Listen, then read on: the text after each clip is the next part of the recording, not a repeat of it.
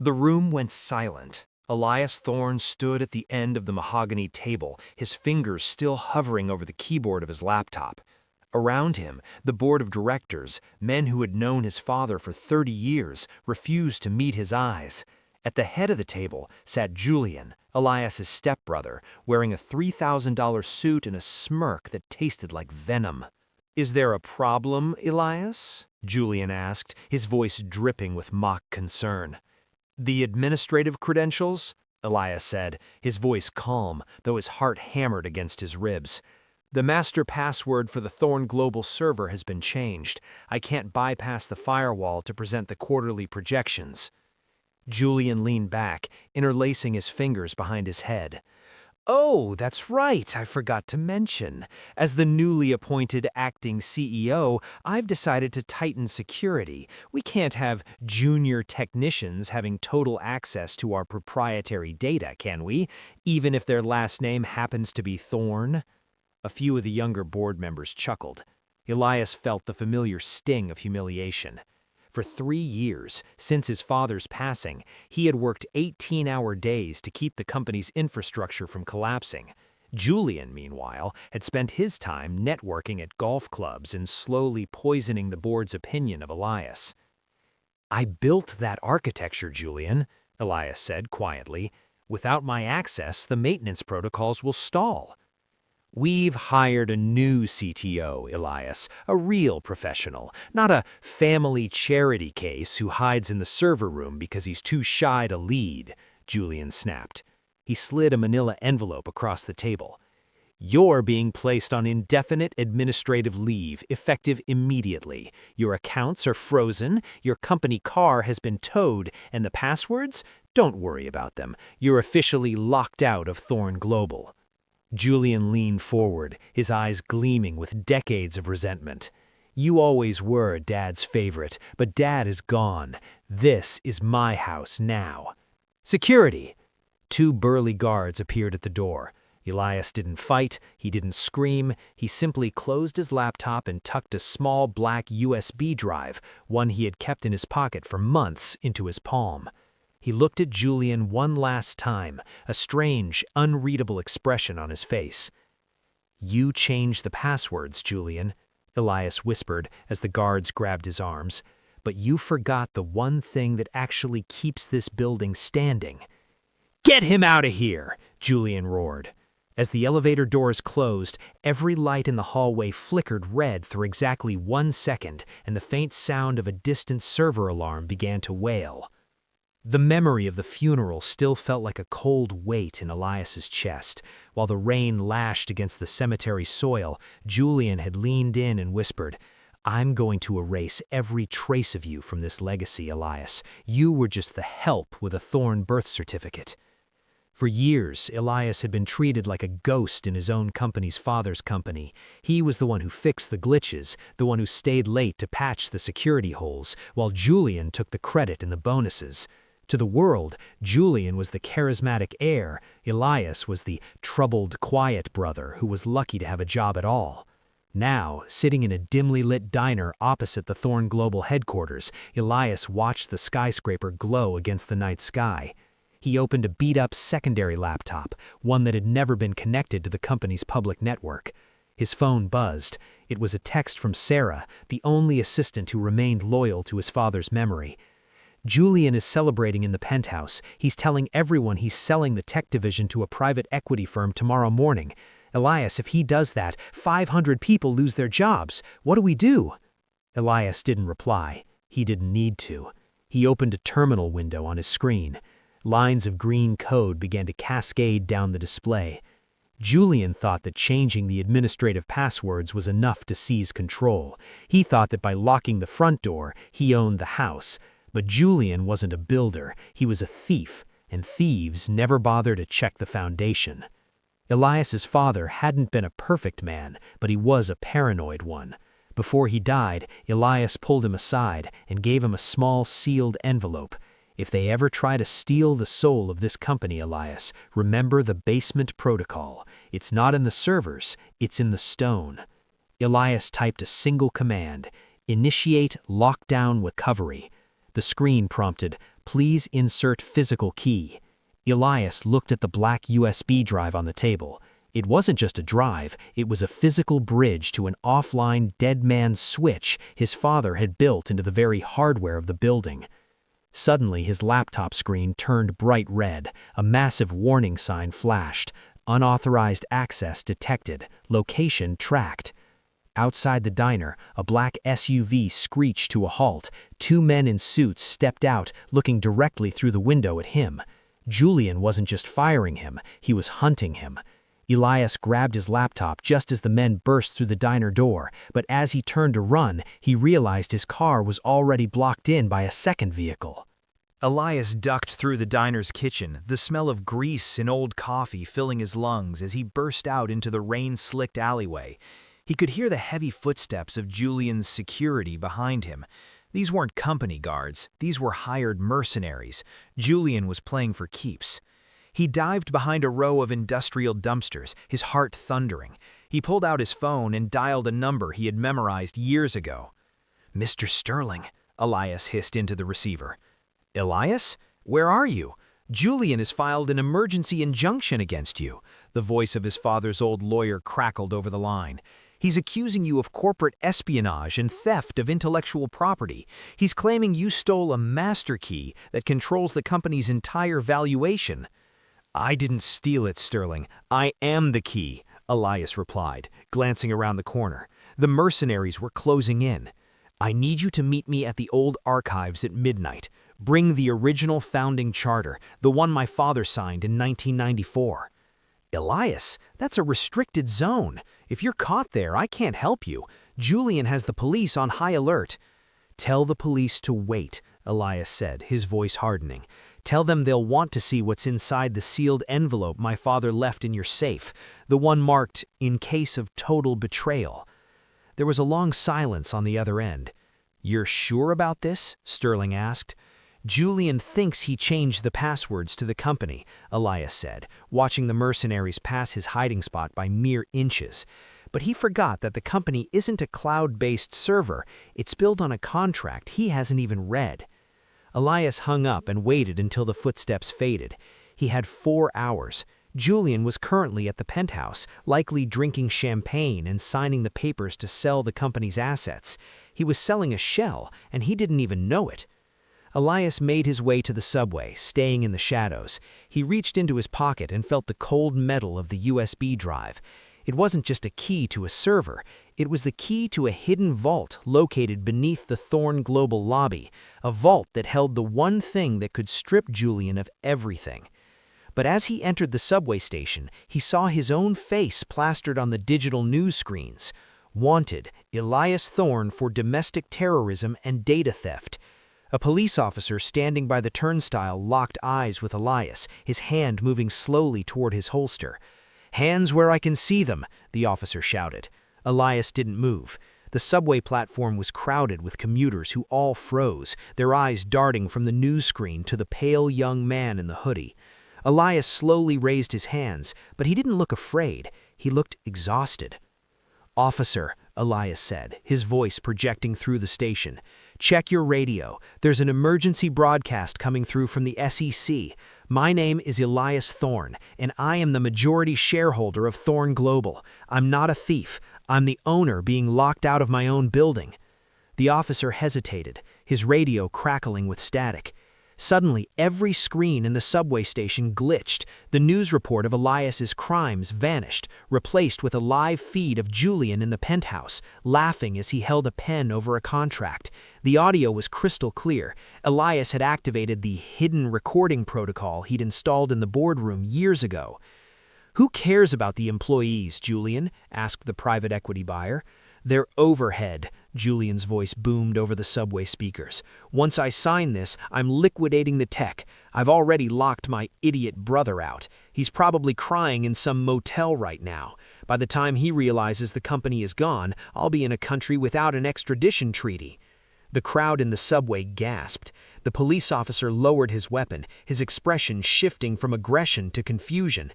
"I have to get to that building before he signs that paper. If he signs it, the company's pension funds are legally forfeited." The officer looked at the screen, then at Elias. He stepped aside. "Go. The service entrance on 4th Street isn't guarded by the city. It's guarded by Julian's private guys. Be careful." Elias didn't wait. He ran. He reached the Thorn Global building 10 minutes later.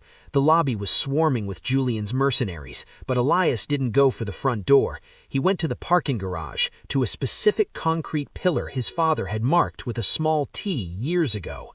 He pulled out the USB drive and inserted it into a hidden, recessed port in the concrete. A heavy hydraulic hiss echoed through the garage. A section of the wall slid back, revealing an elevator that didn't appear on any blueprint. As Elias stepped into the secret lift, his phone pinged. A message from Julian. "I see you on the security feed, little brother. You're too late. The pen is on the paper." The secret elevator ascended in total silence. Elias watched the floor number skip. It wasn't going to the penthouse. It was going to the void, a floor that technically didn't exist in the city's records. When the doors opened, Elias was met not by guards, but by a wall of humming servers. This was the heart of the company.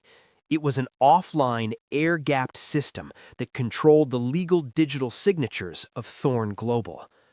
Elias sprinted to the central console. He plugged in his laptop and the USB drive.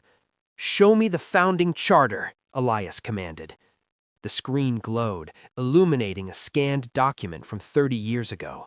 He scrolled past the signatures, past the asset divisions, until he reached a tiny handwritten addendum in the margin. It was written in his father's messy script. "The crown belongs to the builder, not the heir." Suddenly, the lights in the server room turned bright white. "Impressive, Elias, truly," a voice echoed through the speakers. Julian's face appeared on a massive monitor above the racks. "You found the secret room. You found the secret servers. But look at the time." The screen split. On the other side, Elias saw the penthouse. Julian was holding the pen, the tip touching the signature line of the sale agreement. "The moment I sign this building, those servers, and that founding charter become the property of Nexus Holdings," Julian sneered. "And I've already instructed them to demolish this site. You'll be buried in the rubble of your own ego." "You forgot one thing, Julian," Elias said, his fingers flying across the keys. "Oh, and what's that? Another password? I've already had my hackers bypass the main firewall." "It's not a password," Elias said, hitting the enter key. "It's a hardware reality. My father didn't just build a company, he built a trap for someone exactly like you." On Julian's screen, the pen in his hand suddenly sparked. The digital tablet he was using to sign the contract turned black. Across the entire penthouse, the floor-to-ceiling windows began to tint until they were completely opaque, locking the board members and the buyers in total darkness. "What is this?" Julian screamed. "It's called the Incompetence Clause. The founding charter states that if the CEO attempts to destroy the company's core assets without a 100% unanimous vote from all blood-related heirs, the company's legal entity immediately dissolves and reverts to the primary engineer. And since I didn't vote yes," Elias smiled, "you're not the CEO anymore, Julian. You're a trespasser." The darkness in the penthouse was punctuated only by the red emergency lights. Julian fumbled for his phone, his voice cracking with rage. "You're lying. The charter says the eldest son inherits the title of CEO. I am the eldest. I am the Thorn heir." Elias stood in the server room, watching Julian's meltdown on the monitors. "That's the thing about being a Thorn, Julian. You actually have to be one." The room went silent. Even the private equity buyers stopped moving. What are you talking about?" Julian stammered. Elias pulled up a document on the screen, a sealed DNA report that had been buried in his father's private vault for 25 years. He projected it on the walls of the penthouse for everyone to see. "My father knew," Elias said quietly. "He knew your mother had lied about your paternity. He knew you weren't his biological son. But he loved your mother, so he kept the secret. He gave you the title, he gave you the suits, and he gave you the chance to be a brother to me." Julian stared at the DNA results projected on the wall. The 0% probability of paternity glared back at him in giant red letters. He left a condition in the charter, a condition that only triggers if the heir attempts to destroy the company. It's a failsafe.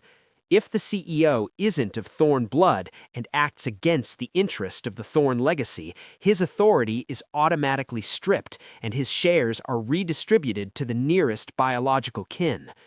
"No, no, this is a forgery," Julian screamed, lunging at the wall as if he could tear the projection down. "You hacked this. You're a liar." The original document is in the hands of Mr. Sterling, and he's standing right outside the penthouse doors with the police. But as Elias spoke, he saw something on the security feed that made his blood run cold. One of the buyers from the private equity firm wasn't looking at the DNA results. He was pulling a small, silenced pistol from his jacket. He wasn't there to buy a company. He was there to make sure no one left that room alive. The buyer pointed the gun at Julian's head, but then slowly turned the barrel towards the security camera, directly at Elias. "Elias," the man with the gun said, his voice calm and cold, "we didn't come for Julian's signature. We came for the master key you're holding. Julian was just the useful idiot who opened the door for us." Elias realized with a jolt of terror that the private equity firm was a front for a rival conglomerate, one that had been trying to steal Thorne Global's encryption technology for a decade. Julian hadn't just tried to sell the company, he had accidentally invited wolves into the house. "If you don't upload the source code to our servers in the next 60 seconds, the gunman said, "I'll start with your brother. He might be a fraud, but he's still your family, right?" Julian was shaking, his face pale as he looked into the barrel of the gun. "Elias, give it to them! Give them whatever they want!" Elias's mind raced. If he uploaded the code, the world's most secure data systems would be vulnerable. If he didn't, Julian and the entire board would be executed. But Elias had one more card to play. He wasn't just a coder, he was the architect of the building's physical security. "The servers are air-gapped. I can't upload them remotely. You have to come down to the void, floor 0. If you kill them, the system triggers a data wipe protocol. You'll have nothing." The gunman narrowed his eyes. "You're stalling."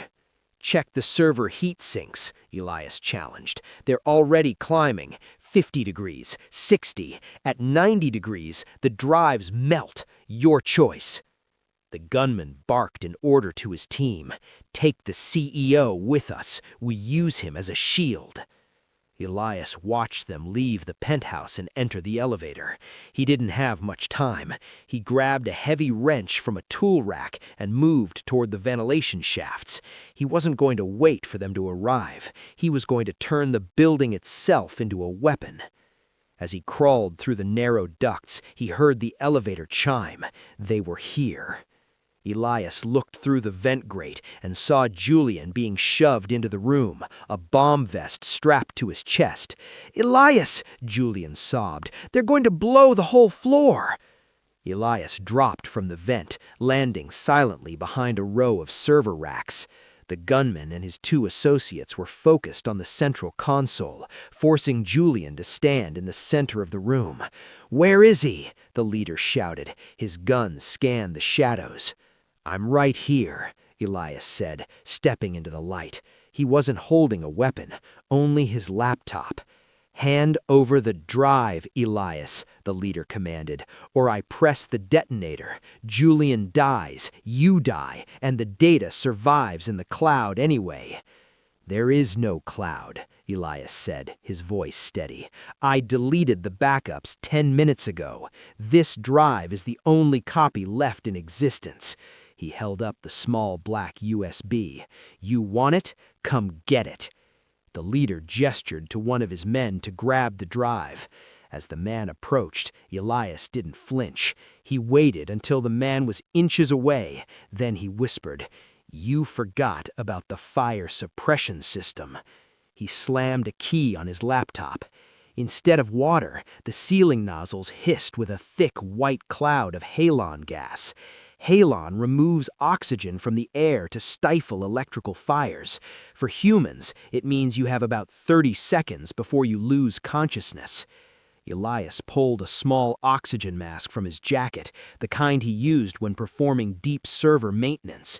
He lunged at Julian, pulling him to the ground and shoving a secondary emergency breather into his mouth. The gunmen began to cough, their movements becoming sluggish and disoriented. They tried to aim their weapons, but their vision was blurring. The leader fumbled for the detonator, but his fingers felt like lead. Elias stood up in the fog, looking like a ghost in the white mist. He walked over to the leader and calmly took the detonator from his hand. "This is my company, and you're fired." He pressed a command on his laptop, and the server room's heavy blast doors slammed shut, locking the mercenaries inside. At the same time, the ventilation kicked into high gear, clearing the gas for Elias and Julian. Julian slumped against a server rack, gasping for air, tears streaming down his face. You saved me!" "I saved the company, Julian. You just happened to be in the building." The sound of sirens wailed outside, but as Elias turned to lead Julian out, he noticed the master drive was missing from his hand. He looked at Julian, whose expression had suddenly shifted from terror to a jagged, desperate grin. Julian stood up, the master drive clutched in his hand. He had swiped it during the chaos of the gas leak. He stepped back, his back against the exit door. "You really are a genius, Elias," Julian spat, wiping the sweat from his forehead.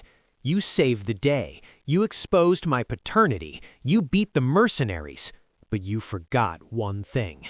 I've been practicing my CEO skills for years, and the first rule of business is always have a backup plan." Julian held up a small remote, not the detonator, but a signal jammer. "I've already initiated a remote transfer. This drive is currently broadcasting the source code to a private server I set up months ago. Even if you arrest me, I'll be the one with the billions. I'll buy my way out of any jail cell." Elias just stood there. He didn't try to tackle him. He didn't even look angry. "Elias," Julian said, "look at the drive." Julian looked down. The light on the USB drive was blinking, but it was blinking red, not blue. "That's not the source code," Elias said. "That drive contains the accountant's ledger, specifically the ledger of all the company money you've been embezzling into offshore accounts for the last 3 years to pay off your gambling debts." Julian's face went ghost white. "What?" "I knew you'd try to steal the drive, so I gave you exactly what the police needed to put you away for life. The broadcast isn't going to your private server, it's going directly to the district attorney's office. Right now." At that moment, the blast doors were kicked open. Mr. Sterling entered, followed by a dozen federal agents. "Julian Thorne, or should I say Julian Miller," Sterling said, his voice cold. "You are under arrest for corporate fraud, embezzlement, and attempted grand larceny."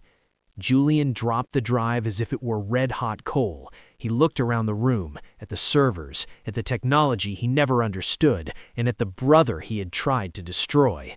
"Wait!" Julian screamed as the agents tackled him. "Elias, you can't do this! I'm your brother!" Elias turned his back on him, picking up his laptop. "No, you're just a man who forgot that a password can be changed, but a legacy has to be earned." As Julian was dragged out in handcuffs, Mr. Sterling walked up to Elias and handed him a final handwritten letter. "Your father told me to give you this only when the storm was over. It's the location of the real vault." The real vault wasn't in a basement or a hidden floor. It was a small safety deposit box in a local bank, the one his father had used when he first started the company in a garage. Elias sat alone in the bank's private room, the small metal box in front of him. He opened it and found a single, weathered photograph of him and his father working on a motherboard when Elias was 10 years old. Underneath the photo was a key to the old garage and a simple note. To Elias, the smartest thing I ever did wasn't building a company, it was knowing that one day you'd be the one to save it. The passwords change, but the truth doesn't. You were always the real heir. Now, go build something of your own. Elias smiled, a single tear hitting the paper. 1 week later, Thorn Global was reorganized. The tech division remained intact, the employees kept their jobs, and the incompetence clause became a legend in the business world. Julian was sentenced to 20 years, his name stripped from the company's history. Elias didn't take the CEO title. Instead, he appointed Sarah as the head of operations and returned to his server room, his sanctum. He preferred the hum of the machines to the noise of the boardroom. He sat at his desk, the same one he'd used as a nobody, and opened a new terminal. He looked at the login screen. It asked for a new master password. He typed, "Legacy earned." The system glowed green. Access granted. Outside his window, the city lights twinkled, a reminder that the world keeps moving, often ignoring the quiet men who keep the gears turning. But Elias knew the truth. He leaned back, watching the code flow perfectly, a calm smile on his face. He had lost a brother, but he had found his father's respect and his own power. They called me nobody until the judge read my name. Karma does not forget, and neither does the code.